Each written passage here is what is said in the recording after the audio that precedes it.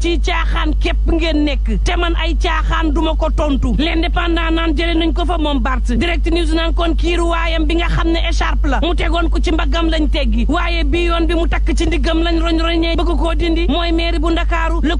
Quotidien naan loo ci manti dee gid moom Pastef bëgguta way te bëgguta fecc jazz Barthélémy Dias naan def leen lu leen neex tontuuma le public naan taxaw Sénégal daal ma ngay naqarlu ci justice boo xam ne nu ko neex lay doxe ci mim réew l'enquête naan kon en tout cas baron yi ñi ngi tàmbalee ñàkk seen place ci politique bi ci réewum Sénégal alternance générationnelle tàmbalee am yéeni kaay bi naatable ko maître Abdoulaye Wade Khalifa Babacar Sall Idrissa Seck Karim Meïssa Wade Abdoul Mbaye ak Thierno Alassane Sall yéeni kaay bi naan maan ay kàngam ci wàllu politique dugg ci taarix réewum Sénégal fi mu ne nag suulu nañu nëbbu moom président Bassirou Diomaye tey am ñeent fukki at ak ñeent ne coowu nag ci bopp réewum Sénégal fa yàllaahu di doxal lii wane ni ab symbole la ci renouveau générationnel parti démocratique sénégalais nag moom di suuxandi fa yàllaahu Walf Quotidien naan kon ak lu mën a am jàppaleen ni loi bu parité bi nga xam ne fukki at ak ñeent am na ko dib waxambaane boo xam ne kenn faalew ko kenn fulaalu ko Sud Quotidien naan kon waxtu woow université yi ci réewum Sénégal ñu ngi dund lu mittiwaay yéeni kaay bi naan man tey laay sooboog yéen ci métit googee lu ko waral Abdourahmane Diouf daal di ne jàmm laa bëgg ci université yi Alioune Sène directeur de maintenance bu construction ak équipement naan recensé nañ projet yi nga xam ne mën nañ leen jeexal nu mu gën a gaawee Jean Ahmed Diatta directeur des bourses naan faaw solidarité gi yokku étudiants yi nag bàyyi ñu doxalee suñu rythme docteur Babacar Diop directeur bu CROUS UGB naan revendication yi légitime na waaye dëgg-dëgg ñi ngi impacté ci CROUS bi professeur Saliou Diouf vice recteur ba naan xibaar bi wér ñu war koo wax moom moo di budget bi nag doyul les fa yéene kaay naan kon déficit budgétaire boobee moom moo causé retard yi tax ba jal